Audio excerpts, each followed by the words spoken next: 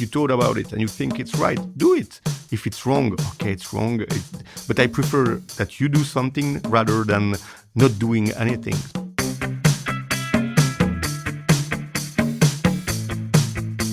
Welcome to the Swisspreneur Show, a podcast about startup stories and learnings from experienced entrepreneurs. Here's your host, Sylvain.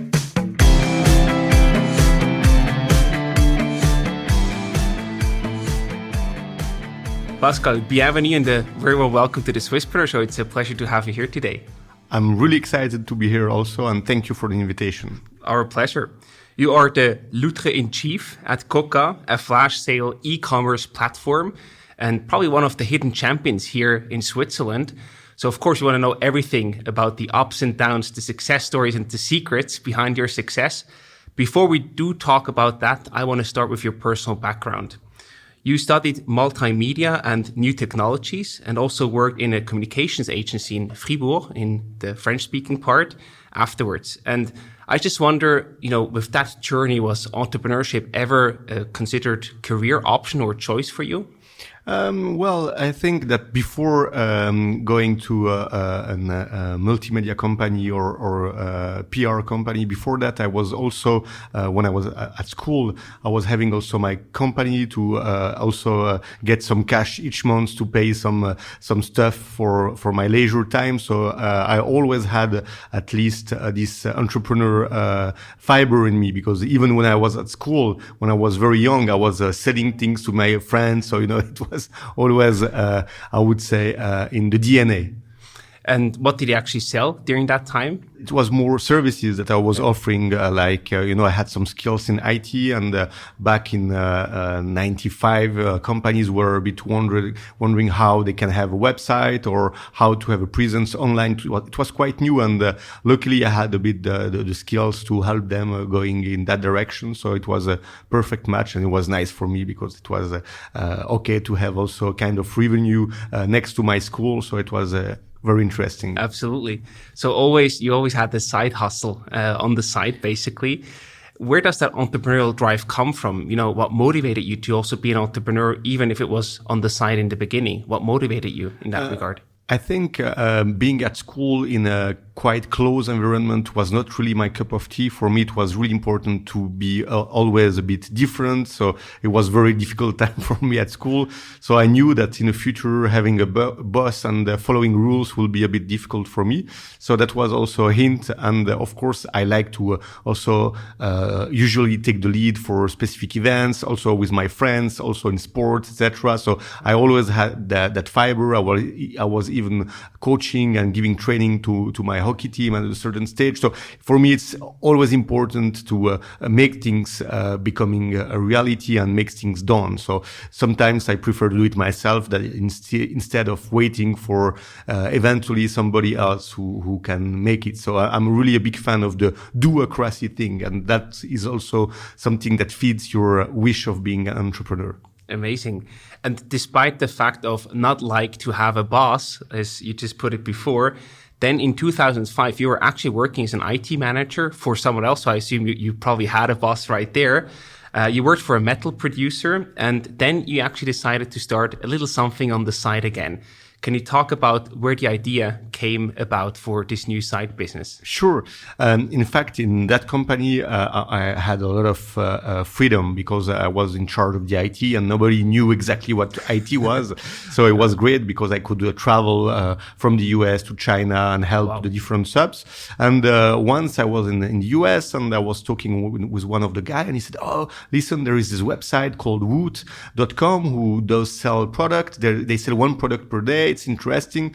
So I found the concept very interesting. So I wrote to Woot saying, okay, I would like to start something in Switzerland or in Europe, but they didn't know where it was exactly. So they said, yeah, but we are not interested. Do whatever you want. So what I did, I changed a bit the concept, and I also put a certain USP, which was more the community aspect, having a community of friends that comes on my platform and follow my advice because I'm giving them the expertise of choosing a product or testing a product and share it with them. So that was really the basis of the start. So basically you did all the work. You curated the product. You said, I strongly believe that this is a good thing, so that's why I vote for it. Now you can purchase it on just that specific day. Exactly. And really to have it for a flash moment, only for 24 hours was very important, because the goal was not to destroy the market, but just to suggest a product for a very limited time. So that's a bit the idea. And also, I think it's much easier also to exchange with the brands if you tell them, okay, I'm going to launch the product, or I'm going to help you with this product to make it known in a certain market. And I think that was at least at the beginning really the philosophy, and it still remains. Now it's with more expertise because we have more experts in different fields, but that was really the idea in the beginning. Amazing. So one expertise or one USP was the curation that you did, but the other one was also the flash sale moment, the only 24 hours available, or until stocks last, whatever is gone first, basically. What does that do to people? How do people react to that 24-hour flash sale moment? Because that's something that was quite new to Switzerland, right? Exactly. It was especially new to sell on the internet in 2005 when I started. So we were one of the first to sell products. We didn't have all those platforms that we have today. So for brands, it was very difficult because they were scared. Internet was the devil. They didn't want to work with internet because internet is not good for image. It's not good for this and this. So the first community of Qoqa was more people that were geek. So the geeks with a very good feeling and knowing that buying on internet is not that difficult, and they were not scared to have their credit card stolen or whatever. So it was more the people that were a bit more at this time we call them the geeks of this time. Now it's completely different because everything is democratized, and even my grandma, she bought something on the internet. So it's that's a good development that we see right there. I also wonder, what were the first products that you actually sold there? Because you mentioned geek, so you probably also had to find the right products to be appealing to the, buyer persona, to the geeks. So what were the first products that you sold, and what verticals and products do you sell today? Okay, so the first product was a MP3 player with I think 128 megabytes of storage. Right. So it was really something crazy at this time. You could upload your MP3 on it and listen to it and having in your pocket, and that was really the crazy thing at the beginning. Then our community was more geek oriented, so we had different Nintendos that were very difficult to get on the market, and we had the chance to have a couple of hundreds of those products on our platform. So everybody was expecting us to sell this new console or this new product that will help you, like the Nintendo. At this time, I don't remember the name it was, but it was So the first one from 2006, 7, 8 that were really the product we had. Then later on, we had also our from a wish, also from our community, we had the chance to test the wine industry. So we took an expert, and then we developed Q wine. And then the community said, okay, it's nice to have electronical product and to have wine, but now we are growing, and we would like also to make some sports. So we launched Q Sports. So we took 2 experts in sports, and then we launched this new vertical. And then we came to cooking, kids, and the Q beer, and that's now the last one is clock, where it's more related to the watch industry. So we had really a different journey, because that was really coming from our community saying we would like to have those kind of product, or we would like to have this type of product, because we need to have more sports related product. We need to have more products related to discover restaurant or things related to kitchen with nice recipes, etc., etc. So we followed a bit the flow. That was a bit the thing. That's really impressive how you organically grew based on the community input. How do you actually gather the feedback from them? Did you ask them over email or surveys about what they want to have next, or how did they tell you what you should do next? So basically it comes a lot from the social media, but it comes also a lot from our forums. Our forums are open to discussion, so people are really pushing so it comes from multiple ways. We have it from our forum, we have it from social networks, but we have it also per email. So we really centralize all those wishes, and then we can ask through our blog. Okay, you said that you would like to have those kind of product. What do you think? Is it true, or is it just it's just a couple of people? And then you can feel that your community really wants those kind of products. So then you go and work on what your community asks you to work on, and that's a bit how we work. It's interesting because often when we talk about business ideas and how to validate them, right? People say, yeah, take surveys, but then they often realize, okay, people tell you that it's a good thing when they don't have to put their money down. So did you also experience that people wish for things that a lot of people ask for, but then when you actually list them on the shop, nobody or rarely anybody will actually buy them? It happened once, I think, where we even asked them the color. We asked them for multiple things to build the product with the community, and it was a complete mess because nobody bought it and we did not understand. But exactly as you said, when you have to engage at a certain amount, it's sometimes finally I'm not sure, and that's a bit different. But luckily we learned from this, and now we involve the community differently. We even organize sometimes workshop. We give them samples, so we can be a bit more proactive and listen even more carefully to the community and not lose our time with something that we completely messed up about. So now we are a bit more, let's say, clearer, and we listen to the people differently. Great. So also steep learning curve in that regard. Completely. And one of the things that you do need to get right is you need to get your hands on good deals. You mentioned the rare Nintendos, for example, but also in general, you need to get hands on the really good deals. So how do you actually get those amazing deals done? We've heard that there are rumors of a Tesla and also Picasso. So please tell us a bit more about that. Sure. It's not rumors. You can even find it on our history, but it's interesting. The first thing we did, which was a bit crazy, it's to sell a car on Qoqa. It was a Mini, the first car. Then we had Porsches, and then we did it also with Tesla, and we did it also with the Picasso. The secret with this is really to find the product that attracts people, but then you have to handle it correctly, because the first time we have sold cars, it happened the same with the Tesla. When you have the trucks coming here and they deliver you the cars, you don't know where to store them. It's not like a normal product, so you have to handle it differently, then organize all the deliveries to the different customers, etc. So that's a different approach. But for instance, if we come back to the Picasso story is even funnier, because the idea was to have a Picasso which will be the property of the community, and the community will be able to vote for what's next with this Picasso. So we found the painting of Picasso, and we had to raise in 48 hours 2 million to make sure the community can own this Picasso. So that was the thing. So for 50 francs, you can have a share of that Picasso, and you can enter to the museum where it's exposed freely, saying I'm coming to check where's my painting.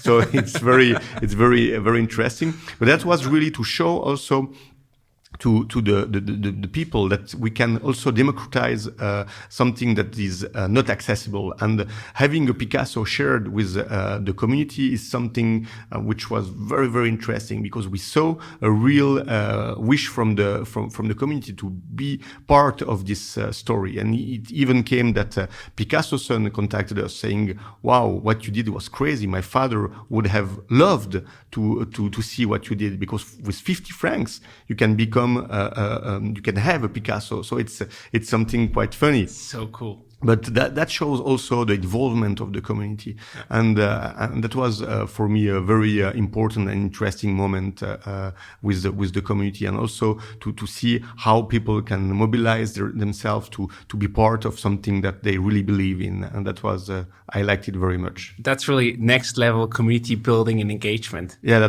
for me it was impressive to see really all that mood and people very positive about this crazy idea. If we stay with 2005, I also wonder, back in the day, of course, you had the idea in the US, but why was 2005 the right time to actually start Qoqa? You know, I was working in this metal industry-oriented company since 1.5 years, and for me, I was always doing things on the side. So I felt it. I started the company. I had at the beginning no employees, then 1, then 3, then 5, then 6.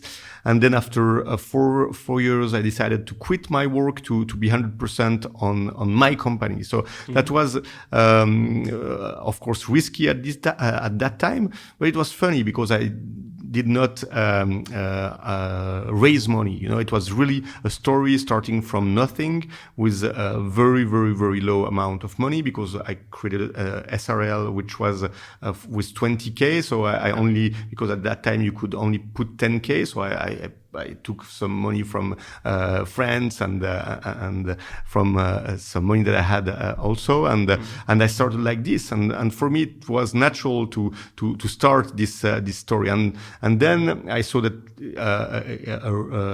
the community was really responding well, and I thought it's interesting to push it a bit in a different level. So when I joined my own company at 100%, it was also different. People were more also involved. So it was really interesting. And it was funny to say, okay, I start my company with little amount of money, which is only my money. So let's see where we can go. And that was quite funny. Amazing.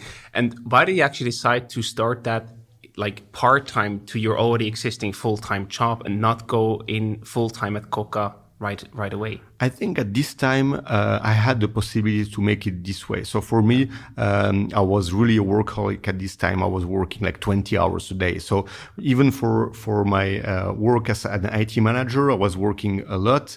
And on the side, I was making that little side project called Qoqa. And then I was hiring people and doing the thing really, it was really a game. And then when it became more serious, I said, okay, probably at this time I have to talk with my employer saying, okay, now it's becoming a bit more serious. Do you agree if we find a way that in 6 months or 1 year, I just quit slowly? And I said, yeah, it's great. Let's do it this way. And luckily I had a nice employer at this time. And because I was transparent with him since the first day, which was really important for me. And then I could quit and put all my energy in the project. But I think I did it also because it was a kind of safety nest for me. You know, you start a company, but you still have your work. But of course, if you do it, you have to work much more. And for me, at this time, it wasn't a problem to work 20 hours a day. So I had the weekends also. And if you can schedule or arrange your agenda to make it fine and that you are quite strict on what you do, I think you can handle it. It's just a matter of perception and organization. Right. There are two things that really stuck with me. One that you said before is you really optimized for freedom. You looked for an employer that gives you the freedom, which was personally important to you. But then you also very openly communicated with them about the expectations and what you're building. I think that's a wonderful takeaway for people that might be in a similar situation.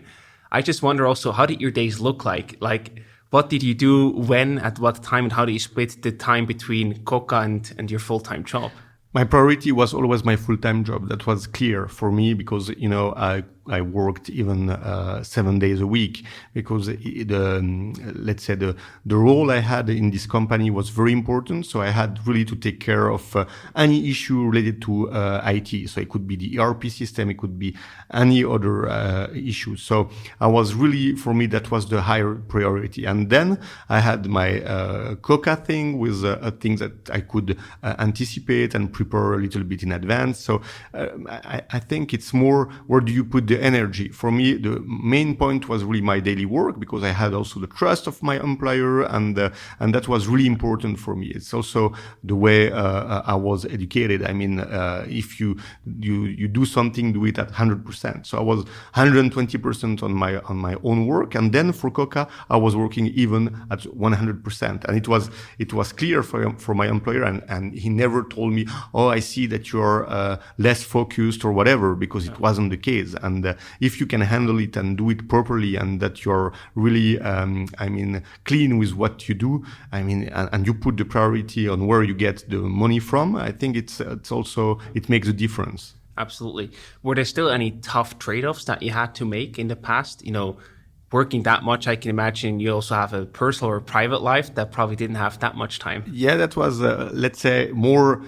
I would say the weekends I could do some switch. So it's always important to balance things also with. For me, it was with sports. I mean, if you do sports and you have also your girlfriend that you can also spend time with, it's good. But it doesn't mean that if you're with your girlfriend that you're not reachable for your main work, or that you can just quickly put something online or whatever. You just have to handle it properly. That's that's the thing. But it was at a certain time not easy days, because when you work that much, sometimes you don't make the full difference between your personal life but I had really some strict things, like sports was very important for me, and I will go to training, and for me that was really my moment. And it's important to have this balance if you want to continue with a positive energy. Amazing, yes. And at the same time, I also wonder, that setup, you did that. It seems that you also enjoyed it. Would you do anything differently now looking back? Would you have jumped full-time at Qoqa earlier? Or asked differently, would you recommend the same setup to other people starting out with their businesses? I think if I would have the chance to come back in time and do things differently, I would have probably be a bit more or a bit less naive and a bit more careful, because of course when you're a bit young and naive, you trust everybody, and sometimes it's not good. So of course I learned it very much, and it was very difficult. At a certain time I even thought about stopping everything, and luckily I had in a personal aspect the nice support to say no, you have to continue with your own values, and you will see after a moment it will turn in a positive way. So the only advice I would give is do the things, be crazy. I mean, for me, it's very important to there is that sentence that another e-commerce guy told me that he saw on internet. It's don't ask for permissions, ask for forgiveness. And I think this is true, because sometimes if you wait to have the okay to do things, it takes so much time that you don't do it. But if you do it and then you say, oh, sorry, I didn't know that it hurted you, and I mean it, I'm really sorry. Right. I mean, you have more chance of success because things are done. And if you have a positive way to make things, it will rarely hurt anyone. At least things are done and you can continue. But if you have to wait to have the okay of this and this, for the Picasso thing, if I would have listened to my colleagues or to my lawyer, I will never have done it. So, of course, but today we did it, and the things were so positive that it was right to do it. So sometimes you have to listen to yourself, but it doesn't mean that you don't have to listen to the others. But especially, I would say in our country, in Switzerland, we are always careful on things, and we have people around us saying, "Oh, but are you sure? Be careful, etc., etc." Which is good in a certain sense. But if you feel it, do it. Even if you completely mess up, it doesn't matter. At least you have tried. What is the risk? You always have to think, what is the risk? I mean, if I go to jail, it's probably a higher risk than if I just lose my job for 1 or 2 months. It's not the same risk. So evaluate the thing and the happiness it will give you, and that's important, I think. You also mentioned that you thought about giving up multiple times. I think that's also part of every entrepreneur's journey. Who or what kept you going in these tough moments? I would say my close colleagues. I think they were really giving me the right energy, and also at that time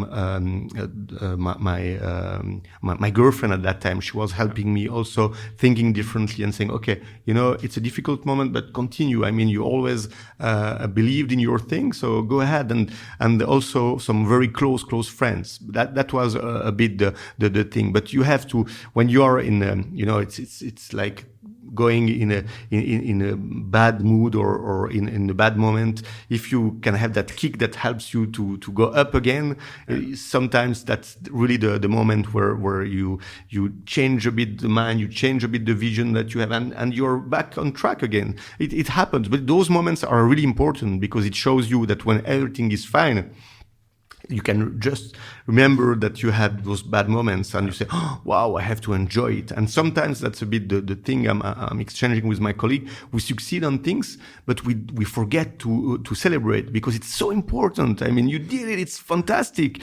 And sometimes we are already on the next project. But no, you have to look back sometimes just for positive things and say, wow, we did it this way. It's fantastic. It's unbelievable. But of course, since probably it's coming also from our culture of Swissness, we are already working on the next project and we go, and which is very good because it gives us also the possibility to go ahead and not only celebrate, which is nice, but sometimes it's important also to look back and say, okay, we did it, and share the emotion with the team and the people, because it's often very hard work, and we have to recognize this.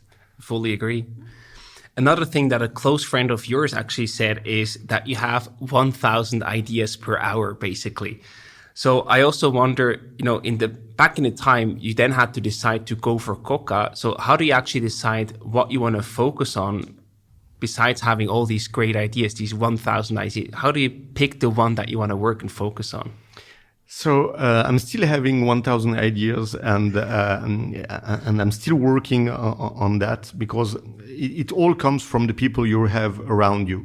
If you have the right people who helps you to define what is, let's say, the right thing to go with, it's easier, because otherwise you go there and there and there and there, and you will notice that you don't go until the end of the project. So sometimes you can have 1,000 ideas, but you focus on 1, 2, and you get it done. And when it's done, you go on the next one.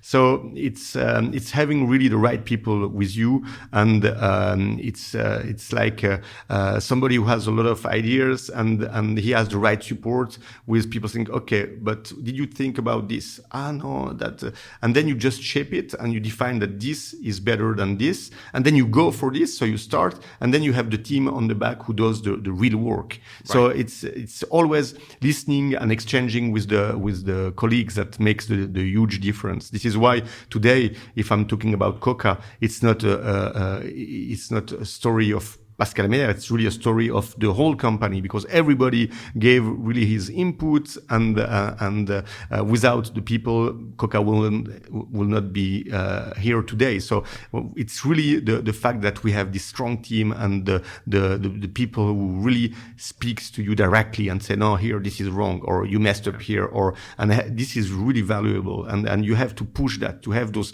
talents really growing, and having those people with you gives a big advantage. I guess we could just probably do a full episode about that part itself. But at the beginning, you actually were a solo founder, right? So I also wonder, what were the advantages and also disadvantages about that setup? Because usually if you talk to investors, solo founders are something that they don't really like to invest in, for example. Yeah, this is why I probably never looked for investors. But, being solo doesn't mean that you don't listen to the others. So even if I'm the, let's say, founder of Qoqa, it doesn't mean that I did not keep or have people around me that I considered like co-founders for me. So for me, it's not a story with one guy. It's a story with a team. And that's really making the huge difference. I always say to my colleagues, you know what?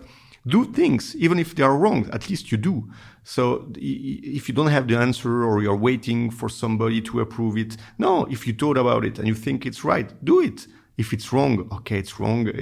But I prefer that you do something rather than not doing anything. So for me, it's really the philosophy. And of course, sometimes we are completely wrong. And I said, okay, but at least you tried. I mean, it's important. And it's really the way we work.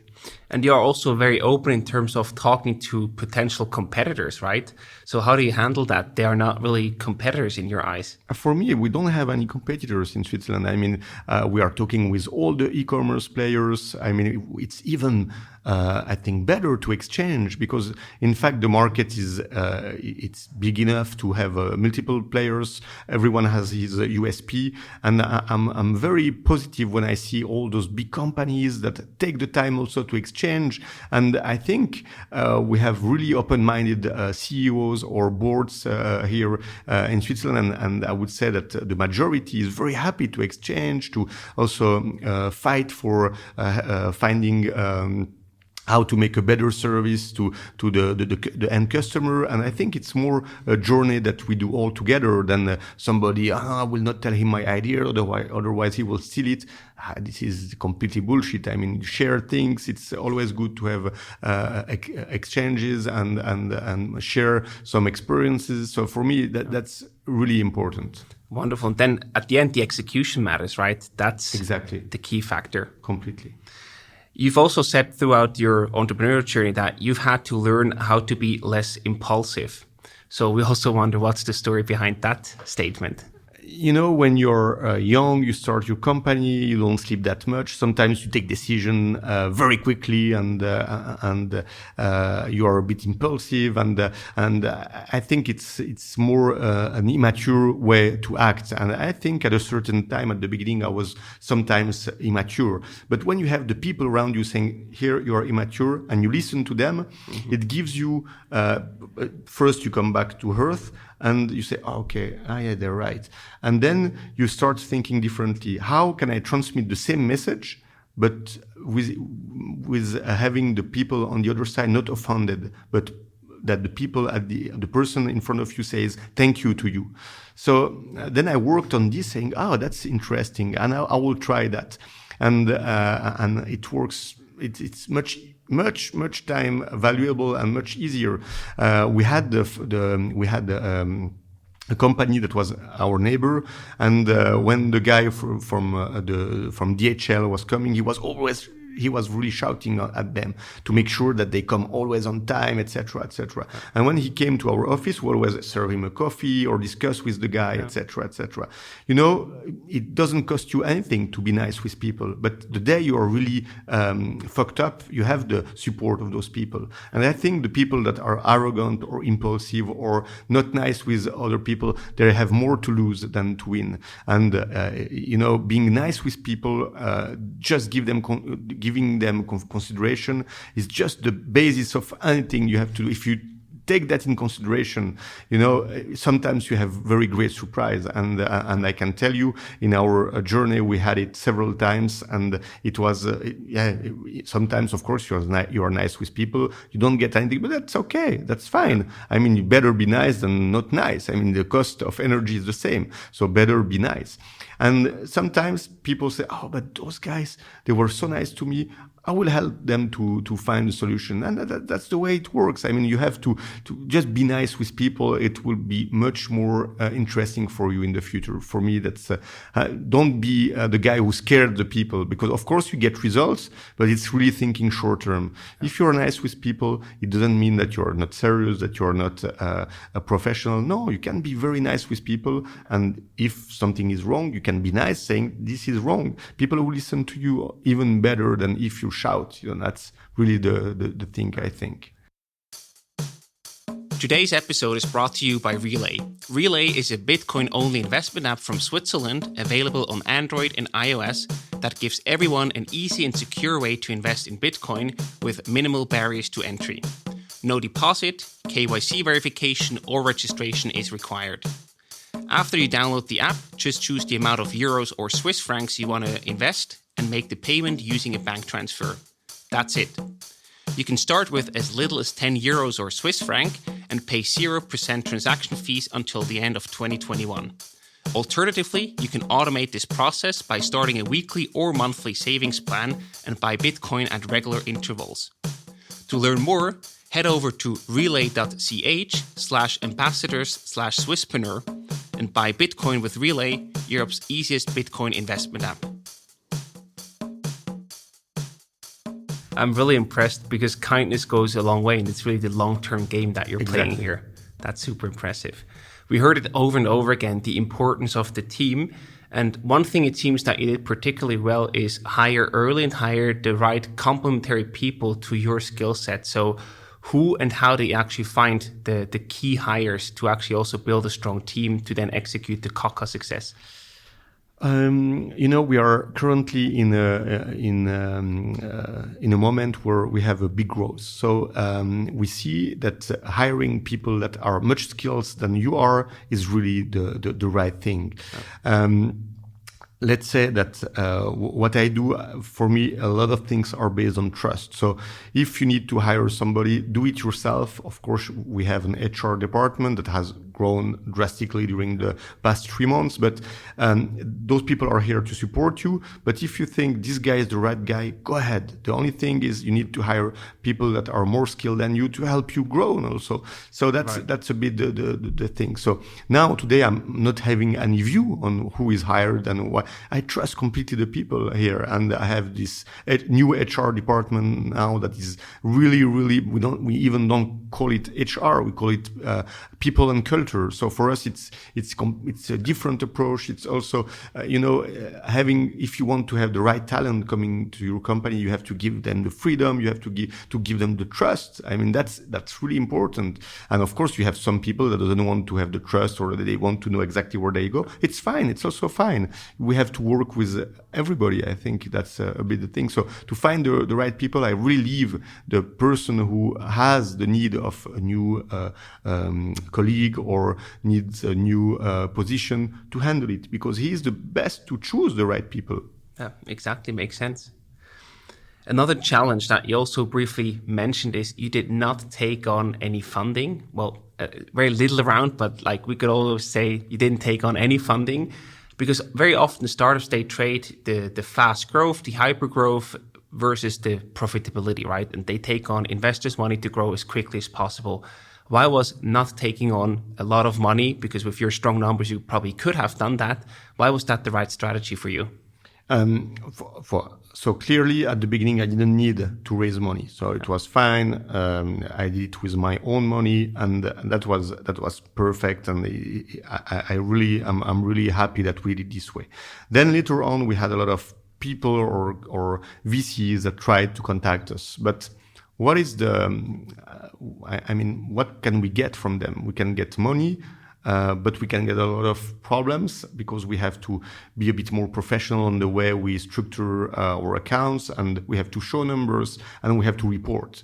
And report to somebody is not really my cup of tea. So how can we take advantage of that? So we decided that we don't need cash, because, we are profitable. We always were profitable. We always, assumed the thing. We never had big buildings before having the cash that we need to have good offices. And so for us, it was really growing slowly but surely, because at this time we could do that. Today, if you would start a company, you will need a lot of cash to do some marketing, etc., etc. At this time, we didn't have the need of this. So it was the let's say, probably luckily in a certain sense, the right time to start probably an e-commerce company and to have the trust of the people. Now, I see that with e-marketing or marketing, it's not the same.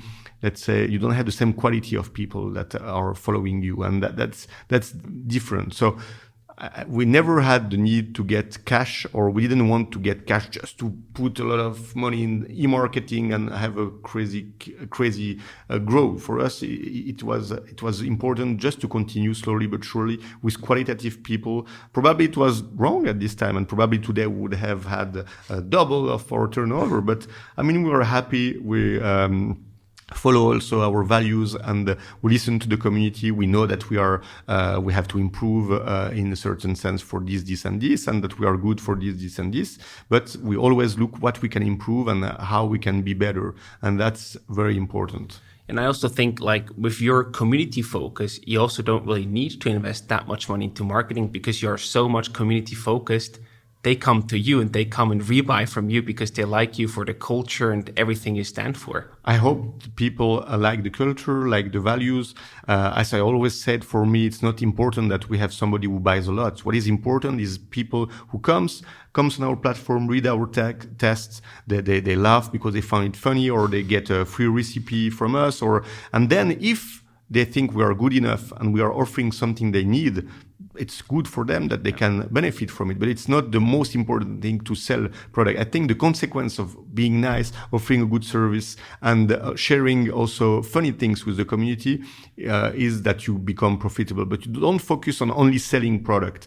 I mean, it's always the full journey. And if people think you're nice enough, or they think, that's an interesting offer that they are proposing today, then feel free to get it. That's right. Okay. But it's not only selling product. It's not the strategy. The consequence is that we are selling product. But the idea, the basic idea, is really to share a good opportunity, but also freely to invite them to an event or to exchange. And that's for me very important, or to have their advice, because this is valuable for the other people of the community. Absolutely.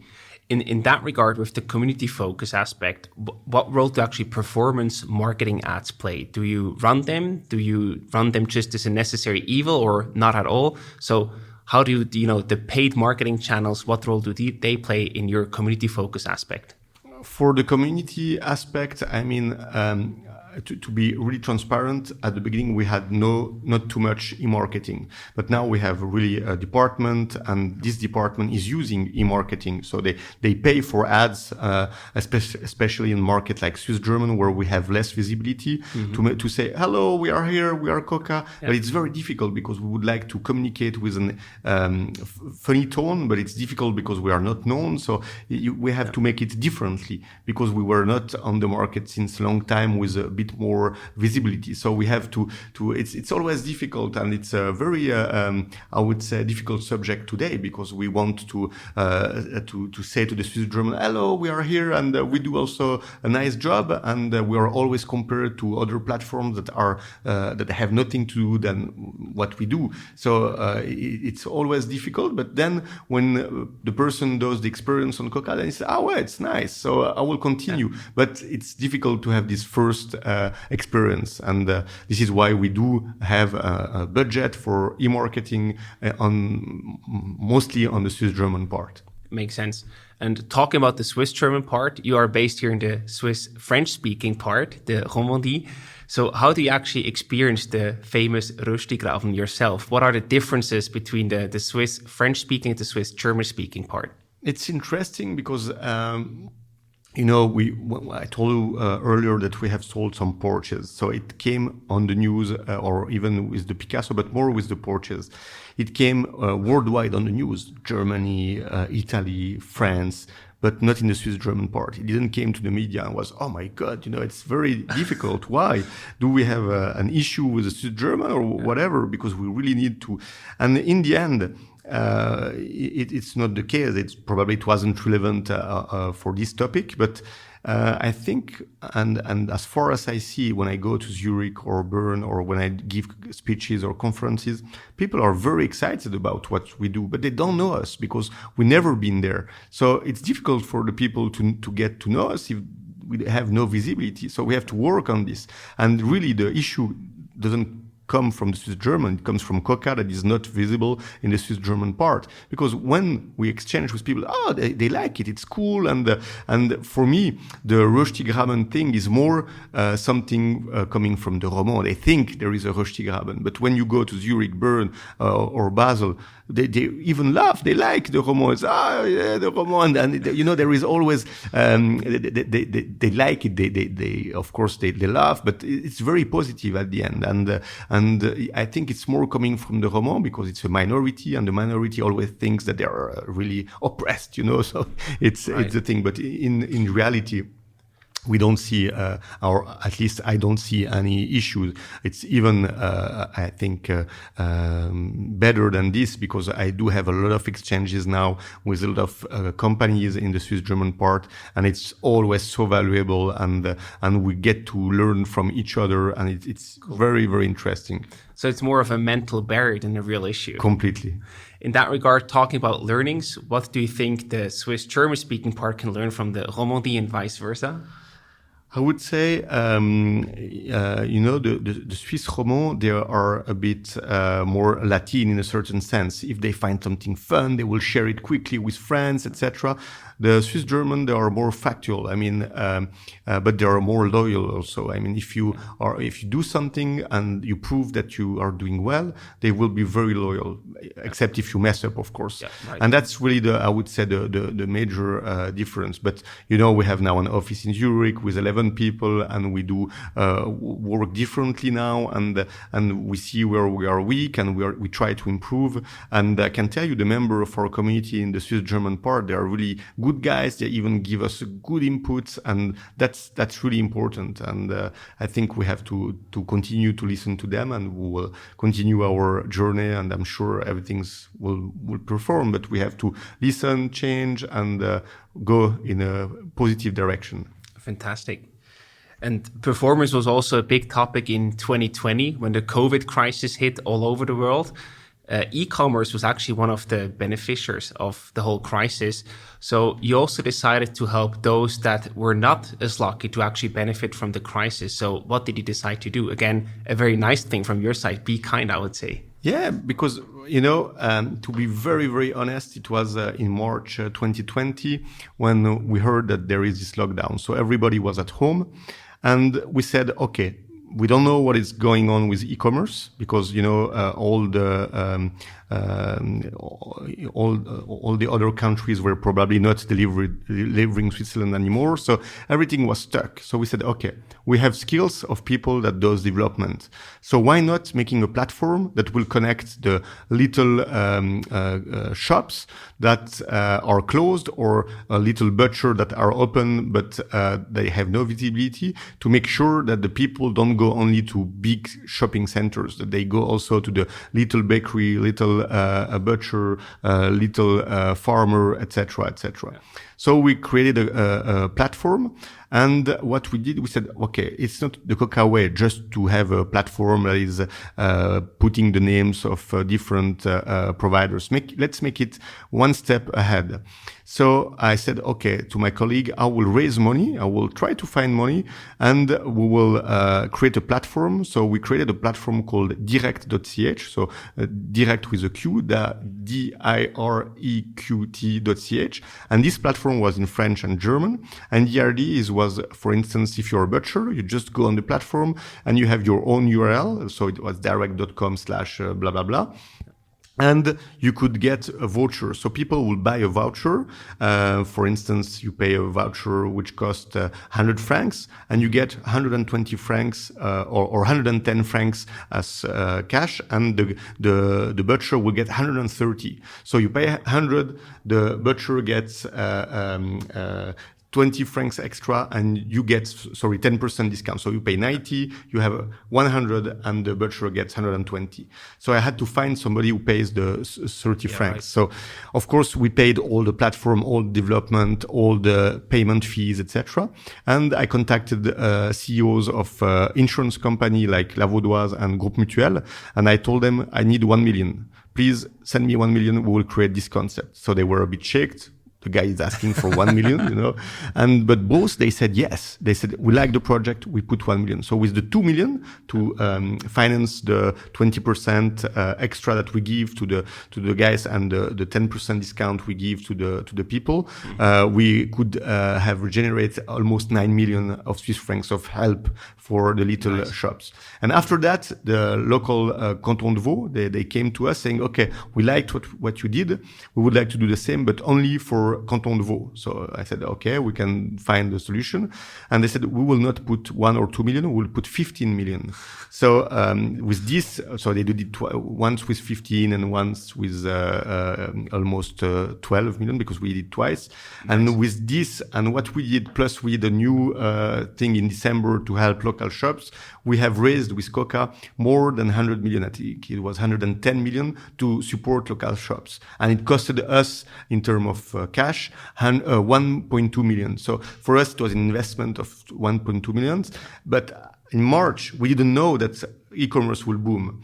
So, of course, we were happy to see that even we are doing something very positive, e-commerce was booming, so it was nice. But where we were a bit sad is we said, okay, Qoqa is very little and we are creating platforms to help really local shops. So why the other e-commerce platforms are not doing the same or be inspired to do the same or come with us, join us. We have developed the platform. So you can, and at this time, the big platforms were probably too busy to handle also their growth. And that was a bit the thing. But we were very proud and it gave us also really a common sense to do something that was very valuable for the shops, even if it had a human cost that was I cannot, it was very high because we worked really a lot to support those shops, to create the pages, and everybody was involved.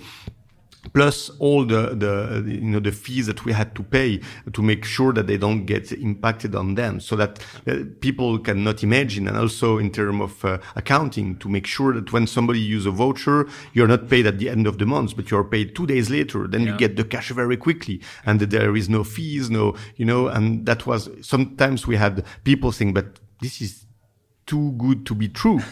Yeah, but that's the way it is. So, just study the thing and then if you want, you can jump in it. But how you get it's crazy. And I had different people on the phone that I helped to create their pages, etc. And I remember that woman, she was selling flowers. And then she started to cry on the phone because she saw that with all the community, people paid 3,000 francs to help her. So she was, it was impressive for her to see that with Qoqa, she had a lot of visibility because we did put that on our app and also on our homepage. So everybody was aware that we were supporting those little shops and that they have to support them. So the community was really mobilized to help those little shops, and it was very, very positive.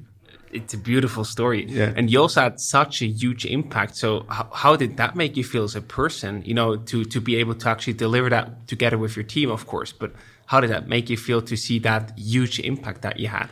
We are really proud to see that it helped people, because it didn't help them only to get cash. It helped them also to understand that being being digital and being a bit more digital will help them in the future. So we were very happy because we could help them also having a different vision on what's digital and what's being online, and that also to get visibility and I think that's the most thing we have to get from that, is that we help them also to go in a different step and change also probably they were probably not having visibility online, and now they all learn from that. And I think that's very important. Absolutely. And there were also estimations about your sales numbers in 2020 before they say, okay, you will probably hit about 100 million in revenue. So what's the verdict after 2020 ended? How much did you end up with? Yeah, that was also an expectation I did. I said, 2020, I think we can, if we work very hard, we can hit the 100 million, which is quite crazy because 2 years before we were at 10 million. So, and that's insane. With all what happened, we hit the 137 million turnover, which was completely incredible, because compared to 2019, it was an increase of 50%. So it's that was impressive, really impressive, but difficult to handle due to people that you have to hire and logistic that you have to maintain and after sales service that you want to keep with the same level, etc. So that was a bit that was the thing. How did you manage that challenge? Because with every growth, you think it's amazing, we grow, we have more revenue, but then you also, of course, have to do all the little pieces to actually be able to fulfill that. So to be quite honest, I'm scared because it's new, it's difficult. But as I said before, if you hire the higher skilled people around you and you get the right people around you, you can go much faster and you can really accomplish things that you will never thought you can do. And that's where we stand now. And luckily we have really very, very valuable and nice people around us, and that helps us a lot. I like that also on a personal level, when you hit goals that you think were not possible 1 or a few years back, and then you suddenly hit them. It's amazing. Yeah, sometimes life is giving you some surprises, and that was an interesting surprise. So with such an outstanding success so far, what are your plans for the future? What else do you want to build and tackle with Qoqa? I think we have a lot of things to still accomplish. We have a new building that we are building, which is a kind of center, a kind of campus where we have different companies, startups, and also experience. Where we would like also to have a kind of meeting point where you have young entrepreneur with more experimented entrepreneur to get them exchange with events and stuff like this. So we will enter in that building in next March, and we have multiple great things in it. We have a very interesting brewery where we will have different beers down there. We have a lot of surprise in that future building, but it's also a safe space for our colleagues to work in, with a different aspect, like we are close to the nature, so they can go and walk, having meetings that you can do while walking. So we try to keep the same spirit and still have fun in what we do, and try to be more proactive in that field. And the other thing that we would like to do is, the vision is really to continue to be community driven. So it's to develop also new services for our community, because the community has such a trust in us that we have to make sure that we find also the right services to give them. And this is where we are also putting our energy on. Amazing. So there's a lot of stuff coming. Yes. Fantastic. And along the way, do you have any plans to exit or sell the company? It's not really on the program right now. So for me, I think I don't need it, but I think there is another way of having to sell the company. I think, to me, it's not the right approach. But having your community be part of your success could be something that I could dig in a little bit more. And today, if I'm very honest, it's all a matter of community. If the community gives us the trust, it will help us grow. And I think we should find a way to share this success with our community. And this is something I'm working on also. Yeah, we also recently had one of the Neon co-founders in our podcast, and they did a tokenized crowdfunding. That's an interesting thing. That was also something that they did and executed, so that's interesting to consider. Before we wrap up today's episode, I also wonder if you are the gadget master from my perspective. Do you have any resources or gadgets that you can recommend to our listeners? It can be anything from books to podcasts, blogs, or gadgets that you sell yourself. Sure. No. Nothing that I sell myself, but there are a lot of books that I think that are really giving inspiration. At least I would recommend, even if it's, let's say, old books in a certain way. I think there is this guy from Zappos who unfortunately passed away recently, but who did an interesting book, was Delivering Happiness. And I think this is really a philosophy that I will recommend to anyone who just want to understand a bit the philosophy of treating a community or a customer. And I think it's an interesting book. And there is another one that I really liked.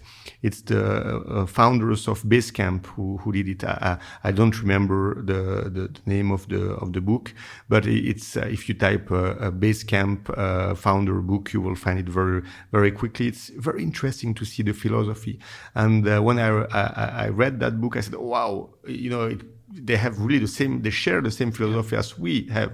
And I think it's more, if it's all a matter of having your colleagues or your community considered. If you consider right people, I think you can do crazy things. Yeah. And of course, you will always have people that will not believe it's true. And sure. It's of course it's part of the game. But I think if you give consideration to people around you, you can go much faster. I think there are so many cool books from the Basecamp founders. Maybe it's It Doesn't Have to Be Crazy at Work. Maybe it's that one. That's one of their books. And there are also others that they wrote. Yeah. It's fantastic. So the very last part for today's episode is some rapid fire questions. So I either give you a choice or a short question, and you have to answer in one sentence. Are you ready? Let's go. What does money mean to you? Money means to me problems. That's a very interesting thing. I think you do have to elaborate a bit more on that. No, I mean, I think people who have a lot of money, they probably have also a lot of problems because they have a lot of people around them with probably not the right intentions. This is why I think having a lot of money is probably not the best thing. You better share the money with people around you than having or being the richest person in the world. I think that's a very refreshing take to also think of and reflect about. How long does it take for you to actually make a decision? Wow, it depends. I would say sometimes 2 seconds, but then I probably come back because my colleague said, "No, you were too quick." And but very quickly, in general, if we have to take a decision for something and I have all the elements, I can take decision very quickly. Nice. How many hours of sleep did you get last night? I hope more than 4. Yes, last night it was good. I think for me to have, sometimes I have 2-3 hours during 5, 6, 7 days when I need to work on something because I cannot sleep if things are not done. But for me, last night was more around 6:30, 7 hours. Nice. Where do you actually go to think? I like to be isolated. So for me, there are multiple things. I like to be also in nature just to think, and being completely disconnected and just, I'm coming from Canton Jura, so it's we have a lot of nature there. So sometimes just to go out where there is no crowd, nobody, and just the nature, it helped me to resource myself and come with fresh ideas. So that's where I go. Nice. And where do you go to stop thinking? Where I go to stop thinking, I would say I come in the office and I'm really challenged and people are asking me a lot of things. So but I never stop thinking, to be quite honest. Too many ideas. Yeah, still. But it's fine because your ideas are evolving also because you have the ideas, you have to go in that field, and I'm still thinking in background. So, and then I wake up and that's the right thing to do. And is there one particular idea, even if you don't have the time yourself, that you'd like to see putting into reality? There are some. There is one that I really would like to push is to find a way to give also access to property to people who doesn't have the cash, Yeah. So even why not to create a kind of Qoqa area with couple of houses where you have people of the community living in. But I'm sure we can find a way to handle or to tackle this thing, because unfortunately today in Switzerland, if you want to have a house or something, you need to have a certain amount of cash, and the bank doesn't trust you if you don't have a very high salary. So I'm sure there is something we can do there. Amazing. So we are super excited about that. Pascal, thank you so much for sharing your impressive journey. And we're not only thrilled to see what you will build next with Qoqa, but also hope to see more of you in the Swiss-German part. Thank you so much for taking the time. Thank you very much for the invitation and for the exchange. Really appreciate it. This episode was brought to you by Swisspreneurs' main partner, Clara Business, the digital all-in-one solution for small businesses. Managing internal processes manually and on paper wastes an incredible amount of time. That's why Clara digitizes everything, allowing you to focus on what really matters, your core business. Go to clara.ch to find out how your business administration can be simpler, faster, and more efficient. Again, that's clara.ch.